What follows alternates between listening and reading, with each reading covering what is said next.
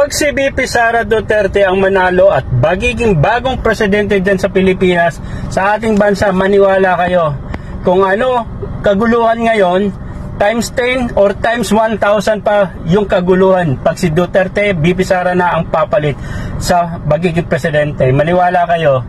Tapos anong gagawin niya? Gagayahin niya yung style ng ama niya, yung war on drugs. Alam nyo naman siguro nangyayari dun sa war on drugs. Ang dami mga civilian ang nadamay, natigok. Gagawin ng anak niya yan kasi maghihiganti yan. Ngayon, sana nga, yun yung gusto kong mangyari.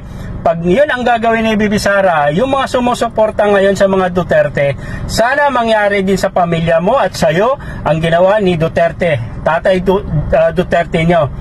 Pati civilian nadadamay. Sana ganun din yun mangyayari sa pamilya nyo. Para doon nyo maranasan ang naranasan ng mga civilian na tinanggalan ng buhay. No? Sana kayo yung mauna. At doon nyo masabi, sana Duterte hindi kita binoto dahil pamilya ko dinamay mo oras ko. Ganyan ang mangyayari sa iyo. Sigurado yan.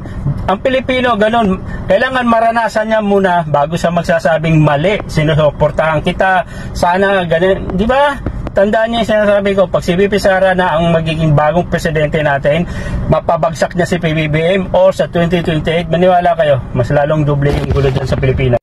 Agree ako dyan sa video na ginawa ko. Totoo at mangyayari yan. Kaya ngayon pa lang mga idol, pigilan na natin isa sa mga Duterte ang makakaupo, okay, na magiging bagong presidente. Ngayon pa lang, pilit na nila pinababagsak si PBBM, yung administration ngayon. Gusto agad paupuin si VP Sara para panibagong 6 years at panibagong itong 2 years na ito. So, wag natin hayaan na magwagi, no, manalo itong mga Duterte. Kahit aling Duterte, mas lalo na ito si VP Sara kasi mangyayari uli yung kaguluhan nung that time si Rodrigo Duterte. Wala namang masama doon sa war on drugs. Ang problema lang, maraming nadadamay ng mga civilian. Okay lang yung mga malalaking isda, malalaking talagang mga drug lord. Ikaso hindi, ang mga civilian ang pinopront nila. Kasi nga, meron silang ginagawa na kalukuhan. No? Yung mga tinitigok nila is yung mga kalaban din nila. No? So, hindi natin talagang hayaan na mga Duterte is makabalik sa kapangyarihan. No? Yung hahawak sa bansa natin sa Pilipinas. Kasi alam naman natin, hindi qualify, no? Qualify, hindi karapat-dapat si VP Sara na maging president. Hindi niya kaya i-handle yung bansa natin, hindi niya kaya i-unlad yung bansa natin. Yung makikipag-usap na lang sa mga world leader na lang, so paano ba tayo? Diba? Kahiyan yan, nakakaya. So, at saka hindi pa niya napapakita na karapat-dapat o deserve niya maging president. Kasi ngayon pa lang, VP Sara, VP pa lang siya, Vice President pa lang, wala siyang tamang plataforma, wala siyang ginawang kabutihan, wala siyang yung masabi talagang gagawin niya sa bansa natin. No? Ang ginagawa niya is naglustay ng pera, kung saan bansa pumupunta, kunwari binibisita yung mga kapwa nating OFW. So, hindi po yun tama. Pangalawa, sangkot din siya sa corruption. So, alam naman natin na impeach na siya sa House, no? Dahil doon sa DepEd at saka sa OBP. So, kailangan ibalik muna niya yung pera bago siya magtumakbo as president. Kasi maniwala ka, kung nagawa niya bilang vice president na mag-corrupt, no? Mas lalo pa, no? May kapangyarihan siya, mas lalo pang manggagawin niya yung pagko-corrupt. Kung anong nagawa ng ama, gagawin din niya. Kaya sila galit na galit sa ating administration, lalo na itong pagbulgar ni PBBM pagdating sa corruption. So, yung mga buaya, no, talagang nagwawala, talagang, alam mo, galit na galit kasi nga, sarap na sarap yung tulog nila kasi billion ang mga kinokorrupt, no, tahimik ang mga buaya. Pero nung nalaman ni PBBM, yun ang ingay. Di ba? Nag-iingay. So, baliktad nangyayari. Si PBBM na yung nagbulgar, okay, nagsiwalat sa mga corruption na yon. No, wala siyang pakialam kung sino sasagasaan, kahit yung mga administrasyon, yung mga kabinete niya. Alam niyo naman, maraming nag-resign, mga kadikit niya, like A.S. Bersamin, si Amina, no, sa ano. Imagine nyo guys, wala siyang pinipili. Kahit ito si House Speaker, former House Speaker Romualdez, pag napatunayan na talagang guilty, okay, sigurado kakasuhan at ikukulong din ni PBBM. Kaya nila ipinipilit si Romualdez na talagang kakasuhan, gusto nila si Romualdez kasi dikit pinsan ni PBBM hanggang sa makarating kay PBBM yung kaso na sinasabi o yung inaakusa. Katulad ng sinasabi nitong parang EI na si Saldico. So wag tayo baliwala sa mga lumalabas sa social media, lalo na ito si Saldico. Magulo din to, isa din sa nagpapagulo.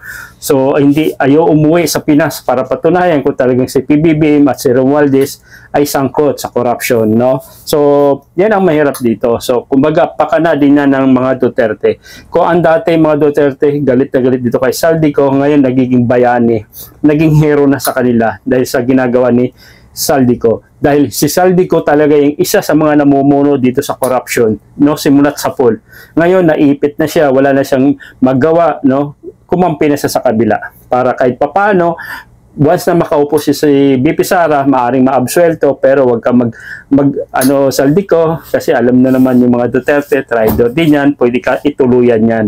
So, imbis na tulungan mo, suportahan mo na lang yung PBBM, kaso binaliktad mo para makaligtas ka dyan sa kaso mo, malabo ka. So, yun, mga ilang buwan ka lang, makakauwi ka na dito at panagutan mo yung ginagawa mo. Nang dahil sa'yo, okay, nagkakagulo yung bansa natin. Bilyon-bilyon lubog sa baha ang mga Pilipino, pero kayo mga congressman, no, lahat ng mga corrupt, lahat kayo dapat managutan nyo yung mga kaso. Kahit yung mga DPWH, dapat mabulok kayo. Kahit sino. Kung talagang mapatunayan nyo si PBBM may kasalanan dito, may corrupt siya, mas managot siya dapat, no, dapat siya mag-resign. Kahit ako'y PBBM loyalists o supporters. Pera na po ng taong bayan, pera na po yun, isa na po ako sa nag-ambag dahil bilang isang OFW, tax po din yun ang binabayaran ko. Okay, so ulitin ko, wag po nating hayaan na makaupo ang mga Duterte, lalo na ito si Sara, na magiging bagong president kasi maniwala tayo, maniwala kayo, gugulo, mas lalong gugulo ang bansang Pilipinas. Pag si BP Sara, pagsisisihan yan, yung mga sumusuporta kay BP Sara sa mga Duterte, yung mga DDS, ngayon, oo, proud na proud sila. Pero ngayon, once na makaupo yan, maniwala kayo, doon yung magsisisi. Sana hindi ko na binoto yung mga Duterte. Ngayon pa lang, alam ko na, huli ng lahat. Ngayon pa lang, dapat magbago ng isip nyo. Dati din po ako Duterte supporters dahil nakita ko yung mga facts talaga na mga Duterte talaga isa sa mga nagpapagulo sa bansa nating Pilipinas. Diyan sa Pilipinas. Isa po akong OFW. Kaya pag si BP Sara ang uupo, maging presidente, hindi na ako uwi dyan sa Pilipinas. Walang mangyayari dyan. Puro kaguguluhan lang yung mangyayari dyan sa Pilipinas.